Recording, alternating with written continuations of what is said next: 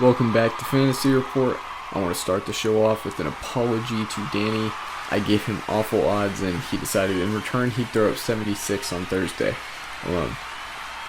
Needless to say, Pap Smears got his team rolling this year with an 0-1 start. Although he did give us the only entertaining game of the week, only coming short of exactly 4 points, even after Danny's strong start on Thursday. Everyone else in the league got blown out by Sunday. Boof lost their quarterback in the first round, and he got spanked by Ruben and Joe's mom. Fungus Trevor, he never had a chance. His squad of third graders, what do we expect from him? The guy may not even win a game this season. Timmy posted the second best score of the week and left Commissioner IR winless at the beginning of our new year. And finally, Gaybitch, he posted the best numbers by far with nearly 170. Too bad he wasted his performance on Dumbfuck, who only managed 75 at the end of Sunday. Mark Andrews and Justin Tucker would have needed to score about a little under 100 for him to win.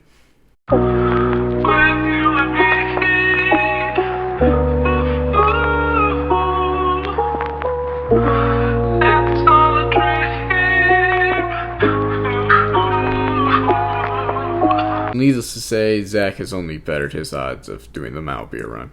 I'm going to go ahead and give each team their odds of going last place this year based on what we learned in week 1. Starting with Dad. Danny has proven that he is an elite owner, claiming 2 championships in our league so far, and he's striking the most fear out of any other fantasy team in the league history, I would say. Still a 3% chance he takes last place. Gay Pac-Man showed off in his week 1 debut. I still lack faith in his overall team that they'll consistently score at that pace. But I'd say he's safe with only a 6% chance that he goes last place. The Lions fan, of course, although disappointing because his favorite team is shit, still has to feel good about his fantasy team's performance. I actually have a good amount of faith in Timmy. I'd give him only about like a 5% chance. Pap Smirnoff had a great week. Despite the loss, he competed against our fantasy god, and he kept it close. He almost won. Actually, if he had started Burrow, he would have. I'd give Pappy only like a 3% chance. I like this guy's team a lot, as long as his players can stay healthy. Of course, we have ... a consistently great team. We also consistently gets worse matchups. Hoping to finally prove his worth and win it all this year. Maybe. I think he has a shot. Unfortunately, we have seen better versions of his team. I would give him about an 8% chance, but I still think he's solid. The new guy on the block, good old Rubo, although it's only his first year and his first game in the CABTO, he's already surpassed Cam Jones as a better owner. He has a solid team, very few holes to fill, and I would say a solid bench. I'm giving Joe's mom a 10% chance at last place.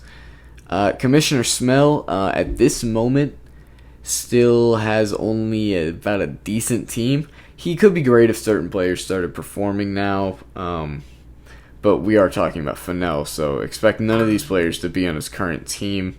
You guys can thank Timmy for the interruption today. Fuck you, Timmy. Shall I continue? Where was I? Basically, to sum this up, Fennell's going to trade away his entire team, so, who knows? Who knows really what his chance could be? I'm going to give him an 11% chance.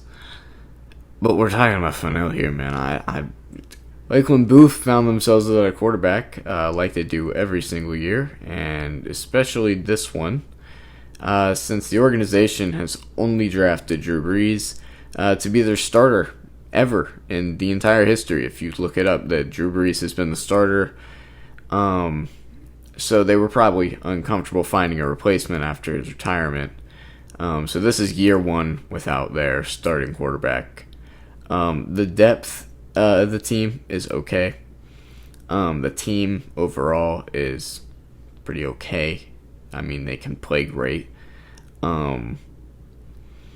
But basically, I have a 0% chance. That's right. There's no way I go last place. I write the script. Fuck you.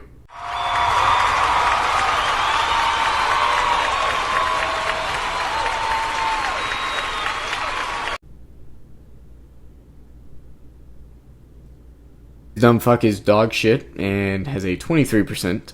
That number is only so low because Trevor's dog shit team is taking up 31% of this poll. Anyways, Christopher Dawes, owner of the Sussy Clemsons, was definitely up to some sussy shit this weekend after, in one weekend, his sexual abuse charges jumped from 1 all the way up to 28. We will update you as this story develops. In football news, fuck you Patriots and fuck you Trevor. Suck on that 17-16 score. Moving on. Despite the issues present last year concerning payment, I am happy to announce that all league owners have paid their fee. Even some of the stingy owners, such as Pap Smears, Bean Hayes, all contributing the money that I get at the end of the year.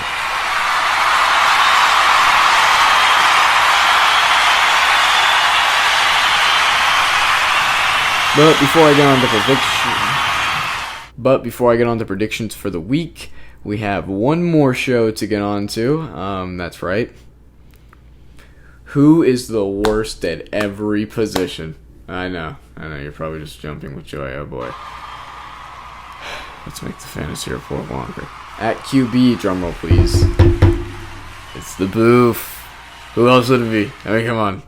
With their QBs being Fitz, hit boom, pad, bim boom, broke guy, and Easy Baker Oven. There's really, come on, it's me. I have the worst QBs. Next up at running back number 1, we have Trevor.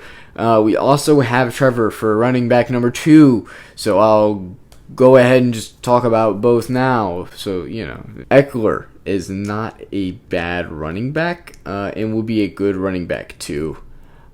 Unfortunately, he's a running back 1. So for Fungus, it's really no debate here.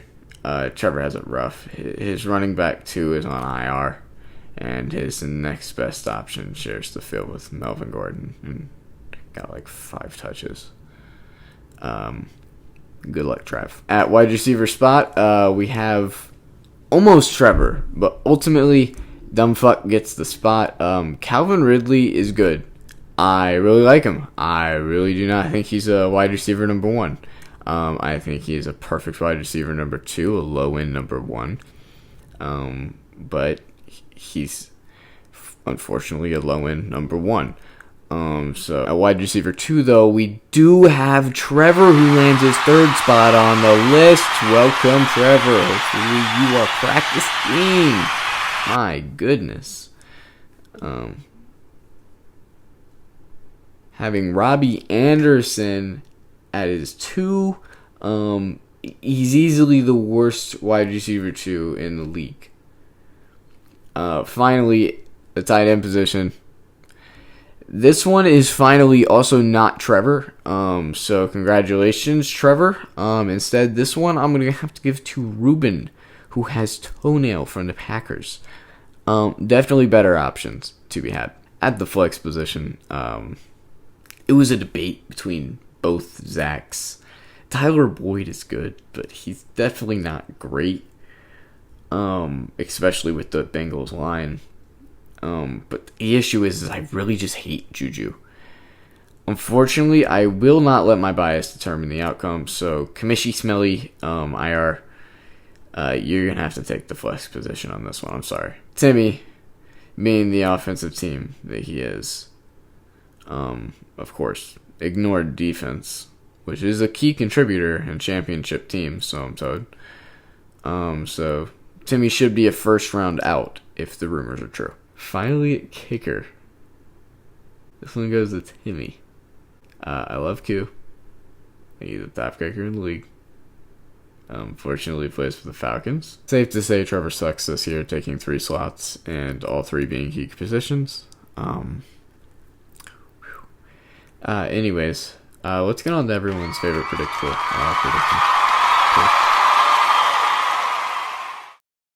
A guy who's in denial about being the league's original joke versus legal government-regulated boof.